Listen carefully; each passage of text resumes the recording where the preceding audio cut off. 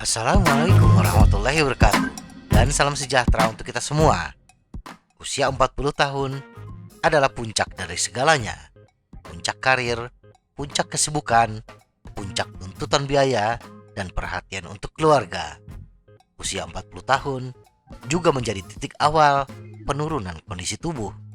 Kita lebih sering merasa lelah, butuh waktu lebih lama untuk pulih setelah bersepeda. Dan kita sepertinya lebih mudah menambah berat badan, terutama di sekitar bagian tengah. Apakah ini norma baru yang harus kita terima apa adanya? Atau bisakah kita terus mengejar kinerja terbaik seumur hidup sambil menjaga kesehatan yang optimal?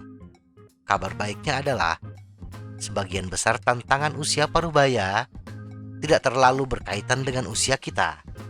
Jauh lebih berkaitan dengan gaya hidup kita yang berubah dan kebiasaan buruk yang telah merayap selama bertahun-tahun. Mempertahankan kinerja bersepeda dan menahan efek penuaan bisa kita upayakan dengan pola makan yang baik dan merawat tubuh kita sambil menyesuaikan beberapa tatanan terkait dengan fakta bahwa kita tidak semudah dan secerah dulu. Berikut ini beberapa aturan nutrisi sederhana untuk membantu kita tetap bugar seiring bertambahnya usia. Bersepeda di usia 40-an, 50-an, dan seterusnya.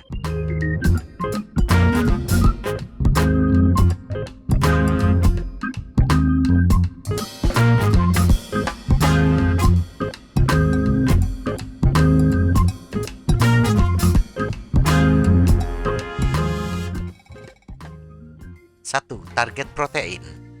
Ketercukupan protein bagi pesepeda adalah hal yang sangat penting. Bagaimanapun, protein adalah bahan pembangun kehidupan. Protein membangun segalanya. Sel darah merah yang menyediakan oksigen ke sel kita, hormon yang mendukung tingkat energi dan rasa kenyang, sel kekebalan yang melawan bakteri, neurotransmitter yang mempengaruhi emosi dan pikiran, dan otot untuk mendukung gerakan dan kesehatan kita. Semakin sibuk, semakin stres, dan semakin aktif kita, semakin banyak protein yang dibutuhkan tubuh kita untuk mendukung kesehatan. Kesalahpahaman bahwa protein menimbulkan dampak negatif bagi kita bermula dari program diet ketat yang bertujuan mengurangi asupan protein di usia parubaya. Hilangnya massa otot seiring bertambahnya usia atau yang dikenal sebagai sarkopenia adalah masalah serius yang terkait dengan kesehatan yang memburuk dan daya tahan hidup yang lebih pendek. Beberapa pakar nutrisi merekomendasikan untuk mengkonsumsi protein setidaknya 1,2 gram per kilo berat badan per hari. Misalnya berat badan kita 65 kg, maka upayakan mengkonsumsi protein minimal 78 gram per hari. Atau bila kita menggunakan angka kecukupan gizi atau recommended dietary allowance, setidaknya kita mengkonsumsi protein 0,8 gram per kilogram per hari. Jika kita mencoba mencapai sasaran kinerja, pertimbangkan untuk meningkatkan asupan menjadi 1,6 gram per kilogram per hari untuk memberi manfaat bagi pemulihan dan kinerja kita. Konsumsi protein ini sebaiknya tidak sekaligus, tetapi bertahap selama 24 jam dan usahakan setidaknya 20 gram protein per makanan, seperti 3 butir telur atau 1 porsi daging. Atau kita bisa mengkonsumsi protein yang bersumber dari ikan dan nabati. 2. Tetap berpegang pada 4/7 saat ngemil malam. Meskipun benar tingkat metabolisme istirahat kita mulai menurun di usia parubaya, tapi ini bukan satu-satunya yang menurunkan metabolisme. Stres yang tinggi juga menurunkan metabolisme. Dan di usia 40 tahun ke atas, itulah puncak stres kita.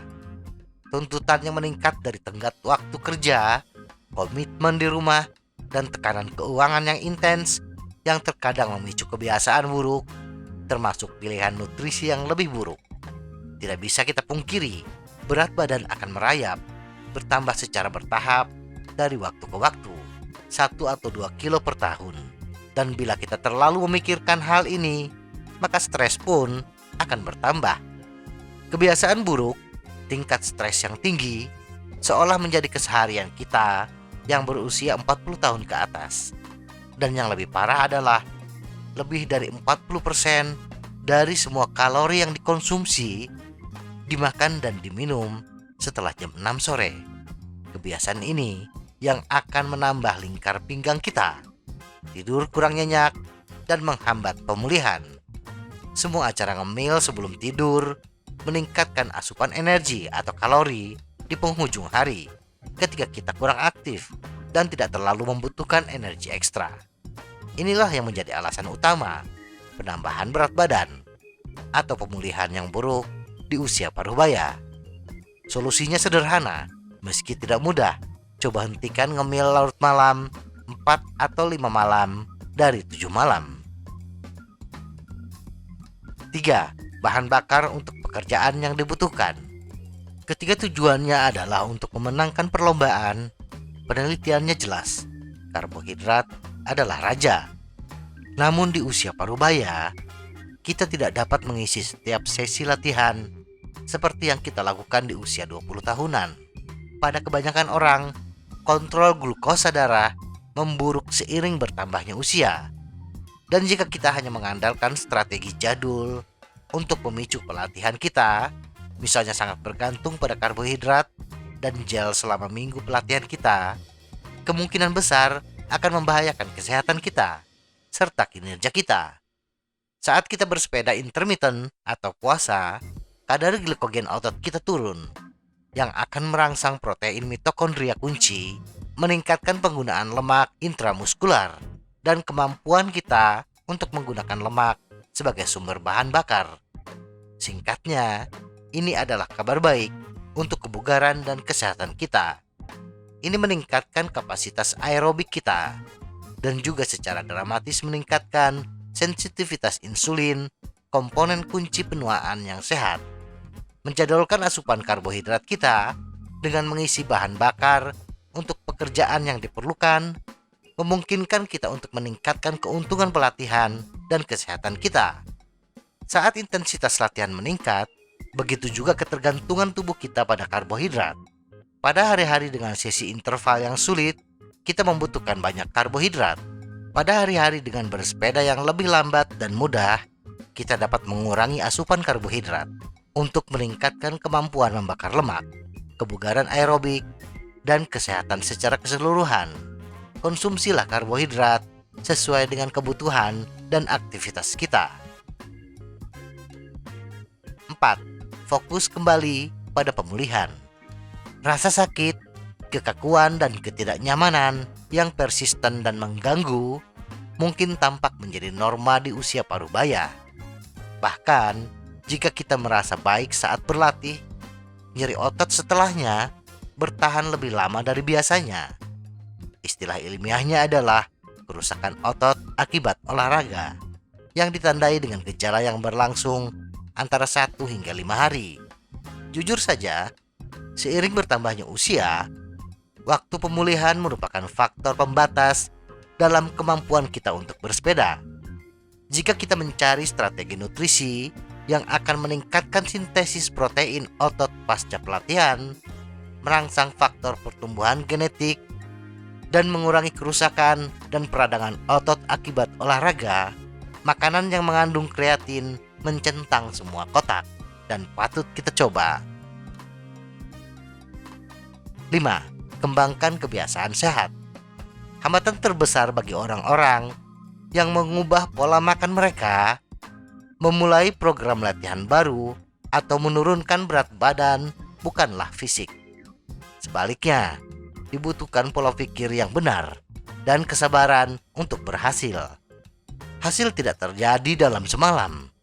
Kita perlu mempercayai prosesnya dan membangun kebiasaan yang tepat untuk mematuhi rencana kita dalam jangka panjang. Sangat mudah untuk memberitahu orang-orang untuk mengembangkan kebiasaan baru, tetapi bagian yang tersulit adalah melakukannya. Menariknya, meluangkan waktu untuk mengenal diri sendiri sedikit lebih baik dengan mengidentifikasi hal-hal dalam hidup yang penting bagi kita adalah bagian utama dari teka-teki. Nilai-nilai kita bertindak sebagai penyemangat ketika berjuang dengan energi yang rendah, penambahan berat badan, atau kesehatan yang buruk, dan membantu menyoroti ketika kebiasaan kita tidak selaras dengan siapa kita. Semoga informasi ini bermanfaat. Tetap sehat, salam goes.